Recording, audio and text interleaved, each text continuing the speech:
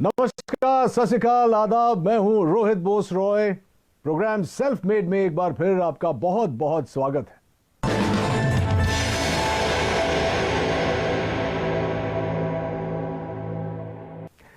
दोस्तों, हर बार हम आपको मिलवाते हैं देश के उन चुनिंदा हस्तियों से जिन्होंने अपनी सफलता की कहानी खुद गढ़ी है और लाखों युवाओं को प्रेरित किया है। इन्होंने चुनौतियों को अवसर में बदलना है। इनके न तो आगे पीछे कोई गॉडफादर होते हैं और ना ही सफलता के रास्ते से कोई परिचय। अगर इनके पास कुछ होता है तो वो है उनका यकीन, उनकी मेहनत, लगन और सूझबूझ। अपनी इन्हीं क्वालिटीज के कारण जब ये किसी मकाम पर पहुंचते हैं तब हम इन्हें कहते हैं सेल्फ मेड। आज के हमारे मेहमान, इन्होंने भी ऐसी ही चुनौतियों को अवसरों में बदला है और एस्क्लेपियस वेलनेस की नींव रखी है। इनका नाम है संजीव कुमार। ये एस्क्लेपियस वेलनेस के सीईओ हैं और एमडी भी। संजीव जी, बहुत बहुत स्वागत है आपका सेल्फ मेड पे। बहुत सुना है आपके बारे में, बहुत सारी चर्चा होगी उस पर, लेकिन शुरुआत हो इस सिलसिले का उससे पहले इनकी सफलताओं के बारे में एक छोटी सी फिल्म हम लोगों ने बनाई है। प्लीज आइए देखते हैं। एस्क्लेपियस वेलनेस सेहत की दुनिया में कामयाबी और विश्वास का इकलौता नाम है। एस्क्लेपियस वेलनेस, एक ऐसा नाम जिसने देश के कोने कोने में अपनी अमिट छाप छोड़ी है। पूर्व राष्ट्रपति प्रणब मुखर्जी के कर कमलों से श्री संजीव कुमार जी को चैंपियंस ऑफ चेंज सम्मान से नवाजा गया, जिसमें देश के कई मुख्यमंत्री, नामी गिरामी मिनिस्टर, समाज सेवी, उद्योगपति और गणमान्य लोगों का नाम शामिल था। मात्र 6 सालों में एस्क्लेपियस न सिर्फ आज लोगों के दिलों में बल्कि भारत की टॉप 10 डायरेक्ट सेलिंग कंपनीज में भी अपना स्थान बना चुकी है और हमें भरोसा है कि जल्द ही डायरेक्ट सेलिंग के क्षेत्र में न सिर्फ भारत की बल्कि पूरे विश्व की नंबर 1 कंपनी होगी एस्क्लेपियस वेलनेस। आप लोगों को यह बता दूं कि संजीव कुमार एक ऐसे शख्सियत है जो हर्बल प्रोडक्ट्स की दुनिया में एक क्रांति लेकर आए हैं और इन प्रोडक्ट्स को घर घर में पहुंचाना चाहते हैं। संजीव जी, आपसे बहुत सारी बातें करेंगे। सबसे पहले तो मुझे ये बताइए, मैं बहुत ही क्यूरियस था ये जानने के लिए कि ये जो नाम है एस्क्लेपियस वेलनेस, ये आपने कैसे सोचा और इसका मतलब क्या है? एस्क्लेपियस वेलनेस का मतलब है sir god of medicine. God of medicine? जी जी, ये ग्रीक के भगवान थे। अच्छा। तो जब मैंने सोचा कि मुझे ये काम करना है वेलनेस इंडस्ट्री में, तो वेलनेस इंडस्ट्री में हर्बल प्रोडक्ट्स के माध्यम से लोग ठीक होते हैं, आराम होता है, तो बस थोड़ा ऐसे लगा कि ये नाम बेहतर रहेगा, बेस्ट रहेगा एस्क्लेपियस। क्योंकि मैंने वैसे तो पढ़ा लिखा हूँ लेकिन ये शब्द मैंने भी नहीं सुना था। जब आपने शुरुआत की तो जाहिर सी बात है कि आपके आगे पीछे कोई गॉडफादर नहीं था, कोई मदद शायद नहीं मिली हो, तो आज आप इस मुकाम पर पहुँचे हैं। शुरुआत कैसे हुई? शुरुआत हुई कि मेरे फादर साहब बीमार हो गए थे, तो उन्हें टीबी हो गया था। तो टीबी होने के बाद उनके फेफड़ों में पानी भर गया था। तो पानी, जब डॉक्टर ने कहा कि पानी निकालना पड़ेगा, फिर 9 महीने का उन्हें मेडिसिन दिया गया था। तो टीबी की जो मेडिसिन है ना, काफ़ी हैवी होती है, तो बॉडी काफ़ी वीक हो जाती है टीबी की मेडिसिन लेने से। इम्यूनिटी भी कम हो जाती है। जी, इम्यूनिटी भी कम हो जाती है। तो मेरे किसी दोस्त ने कहा, यार एक हर्बल प्रोडक्ट तो यूज़ कर, क्या पता तेरे पापा जल्दी रिकवर हो जाएं। तो मेरे पापा सिर्फ 3 महीने में रिकवर हो गए। वहाँ से मुझे सोच आई। संजीव जी, जब भी हम लोग कोई नई चीज़, कोई नया बिजनेस, कुछ भी नया शुरू करते हैं, तो जो हमारे सबसे करीबी होते हैं, जो दोस्त होते हैं, खासकर जब आप छलांग लगाते हैं तो लोग सोचते हैं कि अरे यार ये तुझसे नहीं होगा, इतना बड़ा क्यों सोच रहा है। आई एम श्योर कि आपके साथ भी शुरुआत में ऐसा हुआ होगा। कुछ बताना चाहेंगे आपके शुरुआती दौर के बारे में? हाँ, जब इंसान सर अपनी मतलब जो उसके एसेट्स हैं या जो उसकी नॉलेज है या उसका टैलेंट है या उसका बैकग्राउंड है, उसके अनुसार अगर सोचता है तो सब लोग कहते हैं कि हाँ ये हो सकता है। लेकिन अगर कुछ इंसान बड़ा सोच लेता है अपनी सोच से, तो सभी लोग रोकते हैं, टोकते हैं और उन्हें लगता नहीं है कि भाई इतना पढ़ा लिखा भी नहीं है, इतना टैलेंटेड भी नहीं है, इसके पीछे इतना बैकग्राउंड भी नहीं है, तो शायद ये नहीं कर पाएगा। तो होता ही है सर, वो तो मैं कहता हूँ कि अपने ही टोकते हैं, बाहर वाले अपने ही टोकते हैं। हाँ, बाहर वाले तो इंतजार करते हैं कि देखते हैं क्या करेंगे क्या करेंगे, लेकिन अपने ही टोकते हैं। आपके साथ ऐसा कुछ हुआ था? जब मेरे तो मदर फादर को बिलीव नहीं था कि मैं कुछ कर पाऊंगा।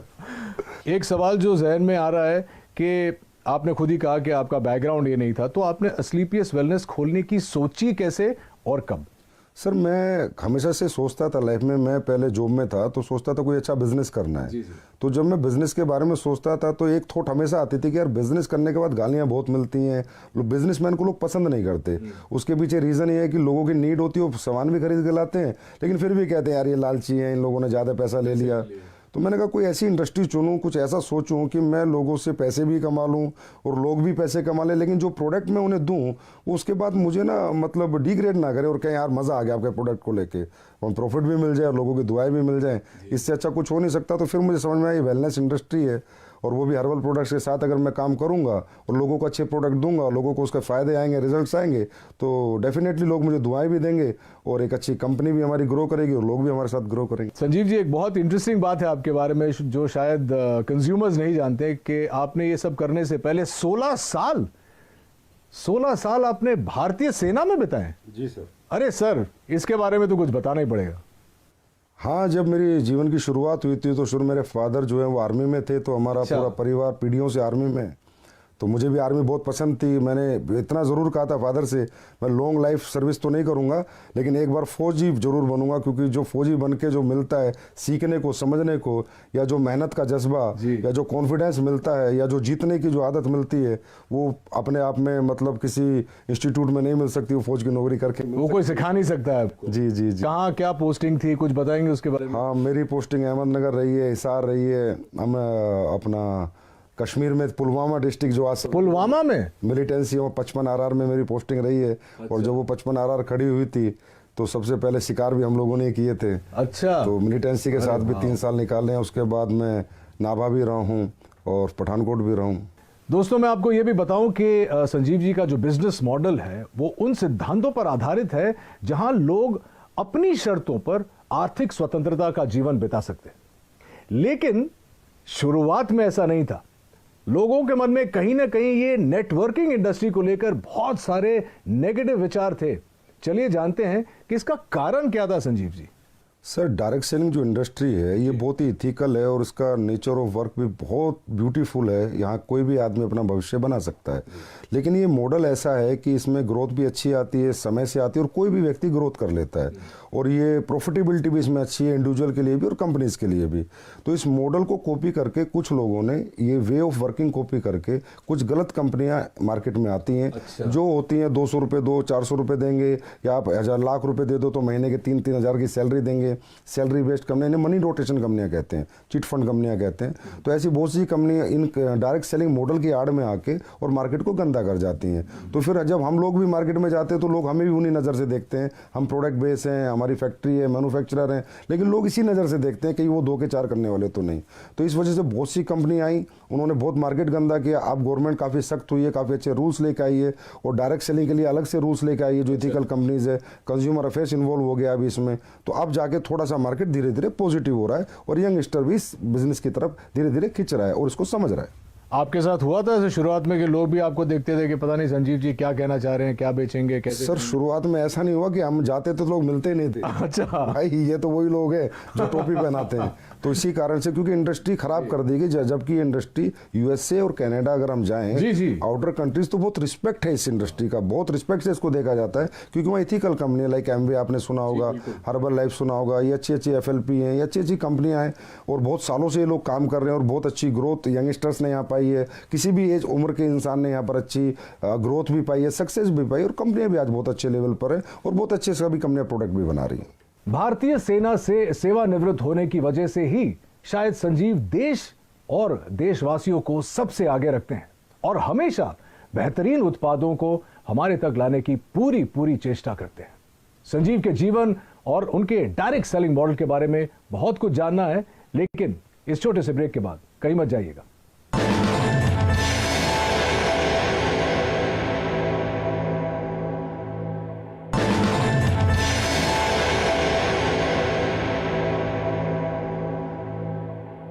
तो ये तो अच्छी बात है संजीव जी। तो ये बताइए हमारे ऑडियंस को कि इस वक्त आप किसी प्रोडक्ट पे काम कर रहे हैं या किसी प्रोजेक्ट पे काम कर रहे हैं। आपने मुझे अभी बताया कि आप कुछ लॉन्च करने वाले हैं, आप बताना चाहेंगे हमारे व्यूअर्स को?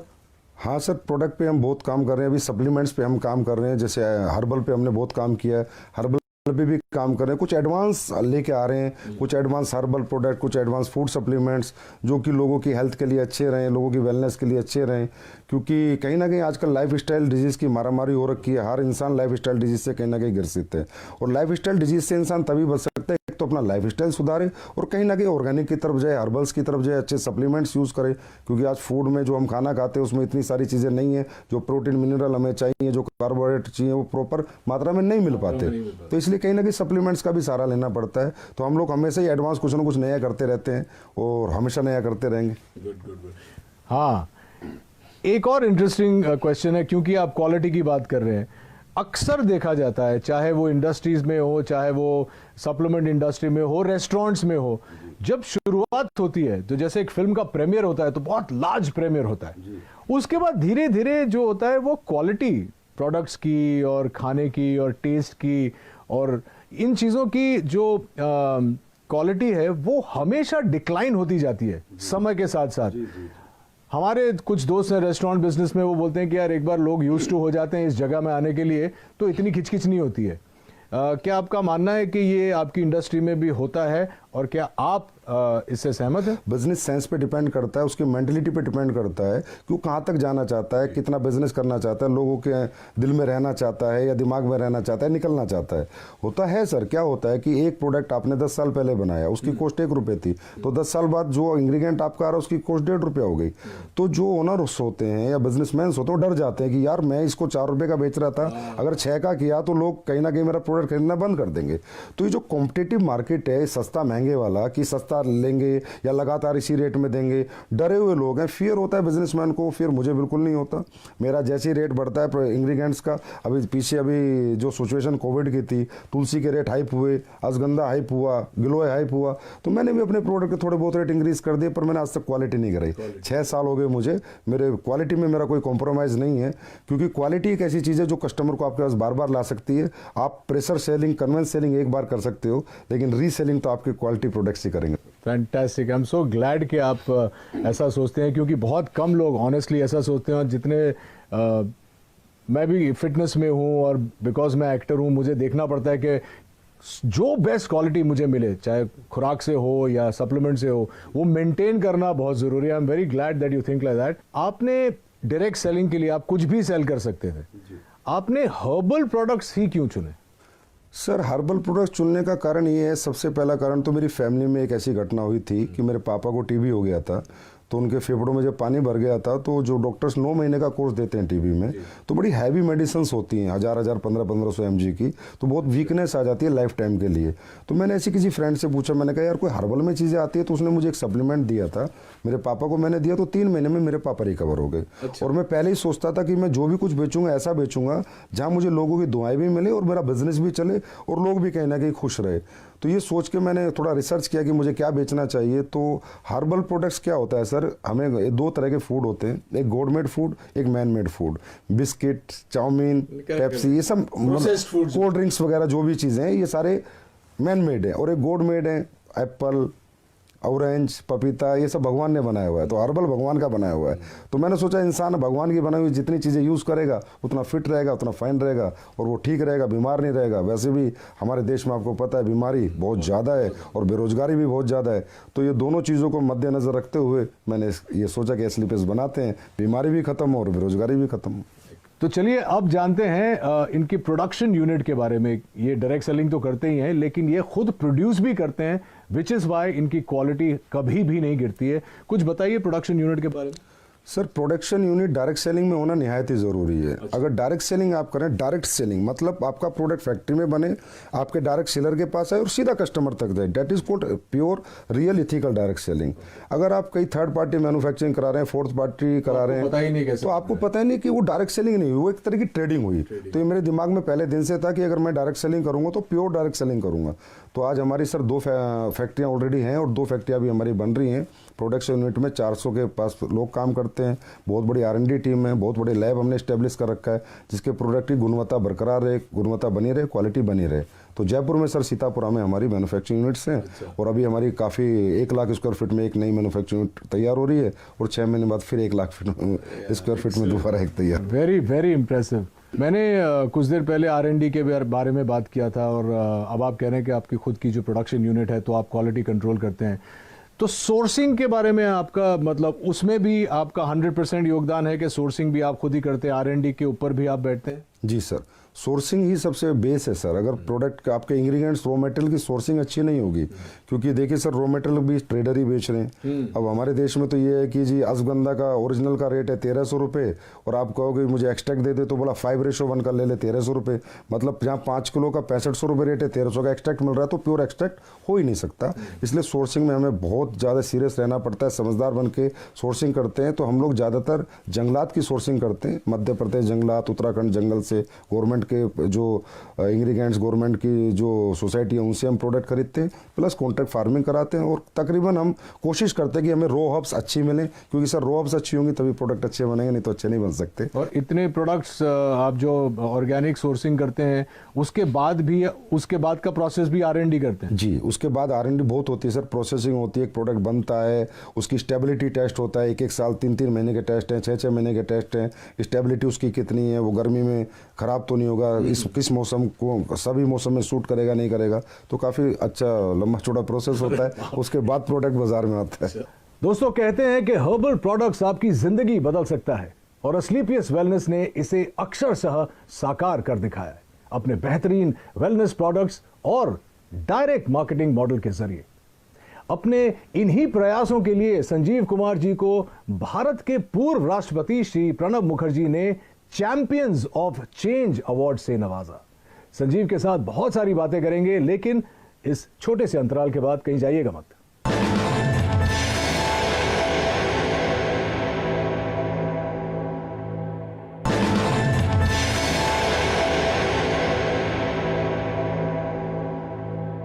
मुझे अब अपने एक्सपेंशन प्लान्स के बारे में और विदेशी योजना के बारे में बताइए। आप ब्रेक में बता रहे थे कि आप चाहते हैं कि ये आप वर्ल्ड वाइड ले जाएं, और तो आई एम श्योर कि हमारी ऑडियंस ये भी जानना चाहिए। जी सर, हमेशा से मैं ये सोचता हूँ कि जो हमारे इंडिया के पास सबसे बड़ा रिसोर्स है वो हमारे ऑर्गेनिक प्रोडक्ट्स हैं, हमारी हर्ब्स हैं, हमारी जड़ी बूटियाँ हैं, हमारे हर्बल प्रोडक्ट्स हैं जो सदियों से लोग यूज़ कर रहे हैं और उनको रिजल्ट आ रहे हैं।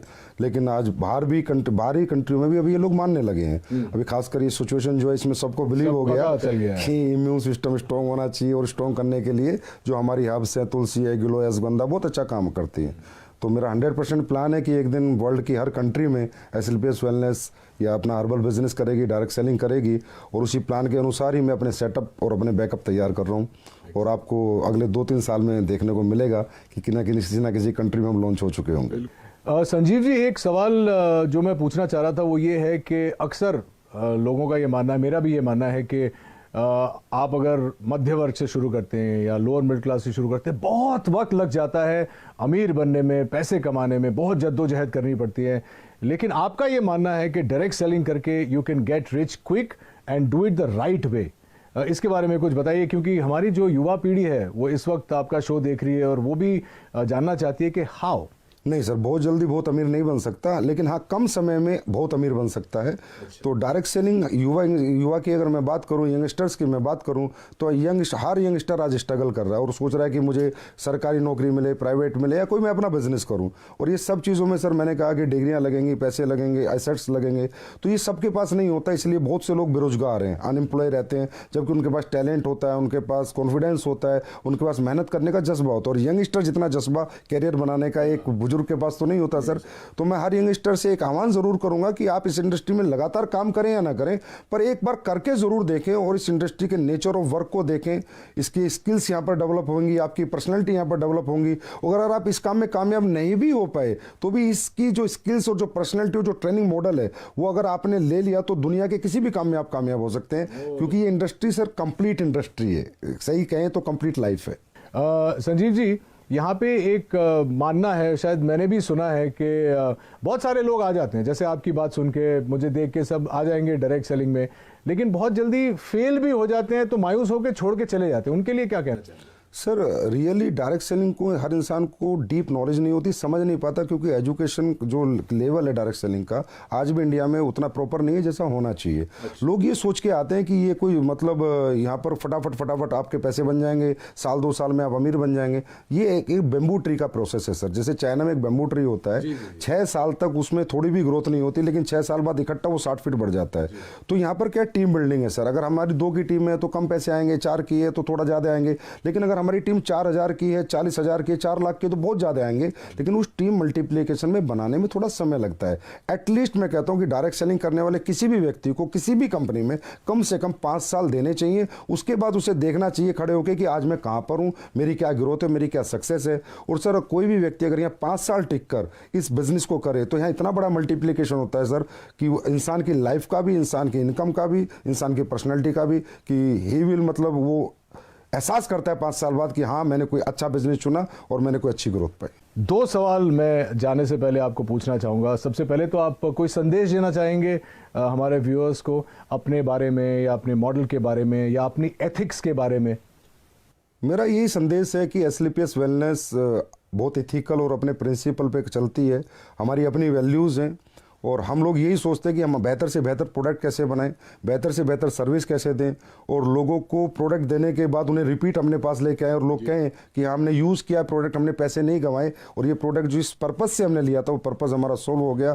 तो मैं कहूँगा एक बार तो एसलीपीएस पे पक्का बिलीव करना चाहिए हर व्यक्ति को। बाकी तो फिर हमारी सर्विसेज बताएंगे, हमारी क्वालिटी बताएंगी, तब लोग हमारे पास लगातार आएंगे। और 6 साल में हमारी ग्रोथ का कारण भी सर हमारी सर्विसेज और हमारी क्वालिटी है। तो देखा आपने कैसे अपने छोटे से सपने को संजीव ने अथक प्रयासों और बुलंद हौसलों से इतना बड़ा परिवार बना। वैसे आपका परिवार जो है एसलीपीएस का कितना बड़ा है? अभी सर 9 लाख के करीब डायरेक्ट सेलर से, यूजर से, कस्टमर से।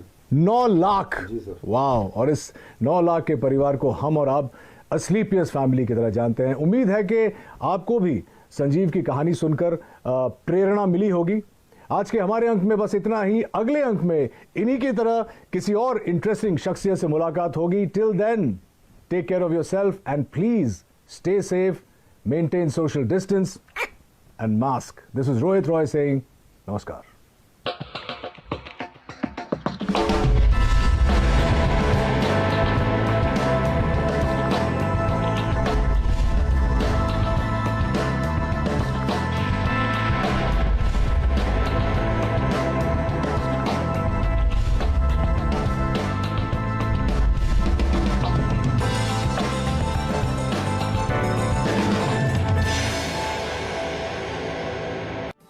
देश में वित्त मंत्री तो एक ही है और बजट भाषण भी सब जगह सेम।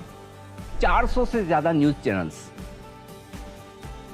आपको कहां देखना है? जरा सोचिए, आपको बजट समझाएगा कौन? सिर्फ जी बिजनेस।